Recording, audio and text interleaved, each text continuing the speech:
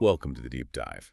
Today, we're opening up a conversation that's really personal, often quite complicated, but absolutely essential for so many listening.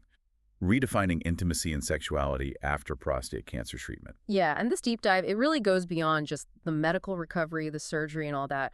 We're looking squarely at the a psychological side, the relationships, how couples can find, well, not just function, but genuine fulfillment again. Our main guide for this is Dr. Virgil Beasley.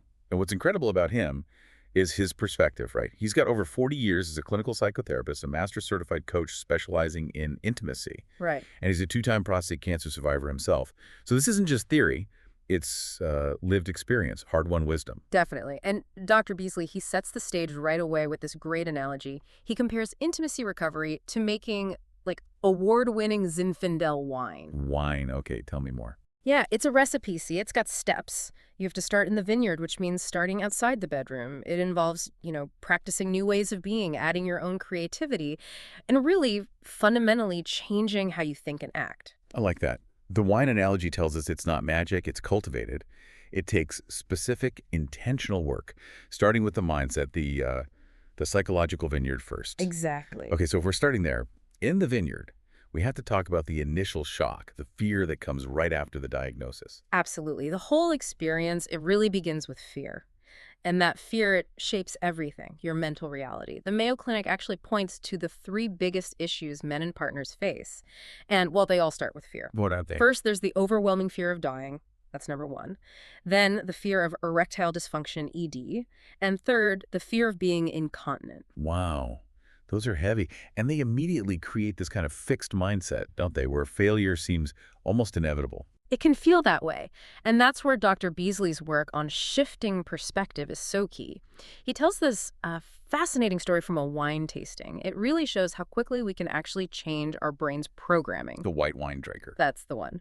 This woman, she insisted she only drank white wine, hated red. It was this really strong negative anchor in her mind, Yeah. an old pathway. She couldn't even think about trying Zinfandel. So what did he do? He used some specific techniques. Basically, he guided her attention, connected the smell of the red wine to a really strong, positive memory, like her grandma's farm, cherries, things like that. He anchored the new experience to something good. So it wasn't really about the wine itself. Not entirely. It was about changing her internal representation of the experience. And he proved it. He did the tasting again, same wine, but this time deliberately linked it to negative cues, negative memories. And she hated it. Hated it. Yeah. Based purely on that mental anchor he created. He called it the fast phobia cure concept. It shows you can intentionally set up a positive trigger to override a negative expectation. The takeaway.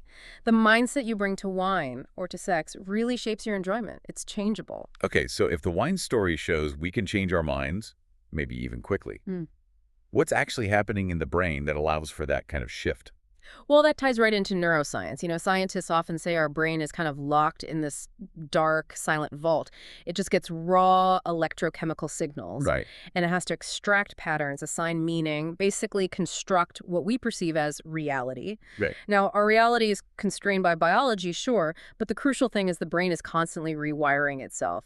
Neuroplasticity. Neuroplasticity. Yeah, based on new input, new experiences. So change is always possible. Those negative expectations, they're just well-worn paths in the snow, not, concrete walls. Okay, that's hopeful. So if our reality is a construct, then we really need to challenge maybe the most rigid construct when it comes to this topic. Yeah. The definition of normal sex. Yes. Let's unpack that. Dr. Beasley talks about the consensus sexuality trance. That sounds heavy. What is it exactly? It is heavy. It's basically this deep societal programming, the script we all get, that tells us few things are worse than being sexually abnormal. And this trance, it's pushed by media, family, sometimes religion, but also often unintentionally by the medical community too. How so? The medical community. Well, look at some of the educational materials for men dealing with ED. The source pointed this out, and it's quite telling. Sometimes they say things like, hugs, cuddles, and kisses maintain intimacy, provide support, and do not have to lead to sex. Ah, I see the implication. Exactly. That language, even if well-meaning, it accidentally reinforces the myth that sex only means erections and penetration. Everything else is just prelude or comfort, not the main event. And you don't have to look far to see how deep that definition runs, do you? The source brought up the Bill Clinton example. Right, the disclaimer, I did not have sex with that woman. His whole defense relied on this very narrow definition, only vaginal intercourse counts. It's powerful. So powerful that, as the source notes, even young people doing lots of other intimate things might still see themselves as virgins based on that specific definition. It's a rule-governed, performance-based definition. And what that does, especially for couples recovering from cancer treatment, is it just sets up ways to fail. If the unspoken goal is always penetration, and the physical ability for that is changed or gone, Then you feel defeated before you even start. exactly. So what's fascinating, and what Dr. Beasley calls the truly heroic act, is challenging that whole trance, throwing out the old script. Okay, so the new script, the new vintage of intimacy should be what? Goal-free. Goal-free exploration, Yeah. where the only measure is the mutual enjoyment of the people involved. That's it. That sounds liberating, but getting there, getting from knowing that intellectually to actually practicing it, that requires some tough conversations, I imagine. Huge conversations. And it starts with the language partners use with each other. Dr. Beasley highlights this common psychological trap, confirmation bias. Explain that. Like if you secretly think or label your partner as sexually vanilla, let's say, Okay. then every interaction gets filtered through that belief. You only see evidence that confirms it. That language, even unspoken, limits what's possible and builds resentment. It stops the real conversation. And there's specific dynamics after treatment, right? The man might withdraw. Often, yes, withdrawal, silence, maybe out of shame or fear of failure. And then the partner, trying so hard to be supportive, might say something like, "You're alive. Sex isn't that important anyway." Oof. I can see how that could land badly. Right. It's meant as comfort, but what the man often hears is, "I'm no longer desirable," or "My feelings about this loss don't matter." It's deeply invalidating. So couples need tools, basic communication tools, like Life 101.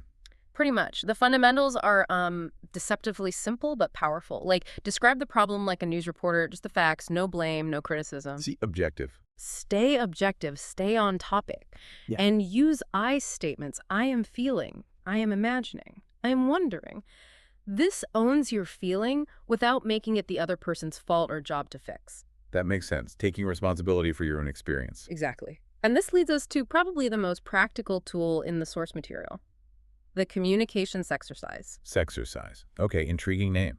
What is it? The couple commits to having a 5-minute conversation about sex every single day for 6 weeks. 5 minutes. Yeah. Every day. Yeah. About the one thing they're probably terrified to talk about. That sounds intense, like homework nobody wants to do. Chuckle slightly. It is intense. The difficulty is kind of the point. It forces the topic out of the shadows, makes it normal, routine. Ah, okay. So it's about desensitization. Yeah. Making it less scary. Precisely.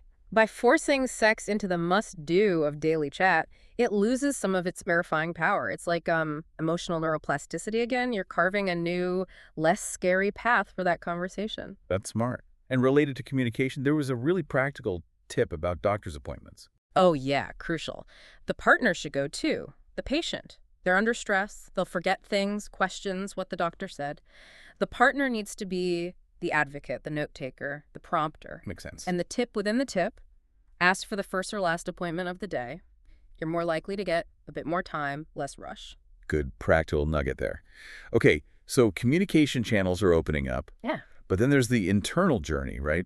You mentioned bravery. Yes. Dr. Beasley really frames changing your attitude, embracing this new normal, as heroic, because you are confronting those deep, old, internal ideas about sex and failure. And this naturally leads into self-discovery and self-pleasure. Right, and the source makes a point of using the term self-pleasure or even ménage à moi, I like that one, coined by Martha Cornog instead of masturbation. Yeah, to sidestep all the baggage, the shame and guilt often tied to that word. Self-pleasure here is presented as a foundation for healing. It's not meant to replace partnership, but It's a starting point. it's a starting point. It's a guaranteed path to orgasm, which helps reinforce those positive brain anchors we talked about. It lets the man learn what his body can do now, post-cancer. It's actually often prescribed by doctors and therapists for exactly that reason, a safe space to explore without pressure. The author, Dr. Beasley, he shared something very personal about finding his own sort of inner signal. He did. For him, it was this physical thing, like a gnawing tightness in his stomach. He first thought it was, a medical issue, but he realized it consistently showed up when he was ignoring his gut feeling, his inner wisdom, or acting against his core values. So the message for us, for the listener, Is to find your unique inner signal, your body's yes and no. This connects to a deeper idea that real lasting change comes from shifting your core values, the big things like freedom, security, integrity, not just surface beliefs like, I need an erection to be a man. focusing on the root, not just the branches. Okay. And this comes back to the idea that small shifts can open up big changes in experience. The surfing analogy. The surfing analogy, perfect. If you always surf leading with your left foot, trying the right feels totally awkward, wrong even. But that tiny shift, it opens up a whole different way to ride the wave. So approaching sexuality slightly differently. Yeah. Maybe trying self-pleasure, or that as if exercise the source mentions, it shifts the whole experience. It shifts everything. It starts rewiring the brain, creating those new pathways. Okay, this is where it gets really practical, seeing how this plays out. Yeah. There was a story about a couple, Sam and Sharon. Yes. Their testimonial really brings it home. They decided to take what they called an intercourse sabbatical. A break from penetration. Exactly. And that forced them in a good way to focus purely on sensuality, slow touch, mutual enjoyment, exploring other things. And Sam, he had this realization. He said his old normal, the narrow definition of sex he lived with, was like a learned mind virus disease he was finally healing from. Wow. A mind virus disease. That's strong. It is, and it perfectly illustrates that snowpath analogy we talked about, neuroplasticity in action. Explain the snowpath again. Okay, imagine fresh, deep snow. The first time you try to walk a new path, it's hard work, right? Draining, awkward. That's like starting a new behavior, slow sex, the daily sex conversation, self-pleasure. It feels weird. Right. Unnatural. But you keep walking that path again and again, Yeah, and yeah. eventually it becomes packed down, easy, efficient. It becomes the new default path, the initial discomfort. That's just proof you're doing something different, rewiring things. That's a really empowering way to think about the awkwardness or frustration that might come up. It means it's working. It means you're making progress. You're laying down new tracks. Okay, so we're nearing the end, and the source leaves us with this really evocative final thought, a metaphor Dr. Beasley drew from watching people feed birds in Venice. Yeah, in St. Mark's Square. Simple observation, profound insight. First insight. Watch the people chasing the pigeons. What happens? The pigeons run away. Even if you have food, if you chase them, they scatter. Same with partners. Don't chase connection. Don't chase performance. Okay, don't chase. What was the second insight? He watched the kids. They'd get excited, see the adults feeding birds, and then just dump a huge handful of seed all at once. Overwhelmed the birds. Too much, too soon. The birds just moved on. Same with partners. If you overwhelm them with your needs, your frustration, a flood of solutions they'll likely withdraw. So what's the wisdom then? Yeah. How do you feed the birds or rebuild intimacy? You offer just a few tasty tidbits at a time, gently, consistently. You attract your partner with small offerings of connection, vulnerability, pleasure, making it safe and inviting, not overwhelming or demanding. Attract, don't chase or overwhelm. That's a beautiful metaphor for this whole process. It really is. It brings it back to conscious choice, self-knowledge. That's how we recover what Dr. Beasley calls our erotic innocence. Erotic innocence, meaning A sexuality that's free from shame, free from performance pressure, just authentic connection and pleasure. And that power, finding that, again, it doesn't just stay in the bedroom, it transforms other parts of life too. It ripples out. that's a powerful place to end. It starts with tuning into yourself, those inner signals, and just giving yourself permission to feel good again. Exactly. Honoring yourself, honoring the connection, that's the heart of it.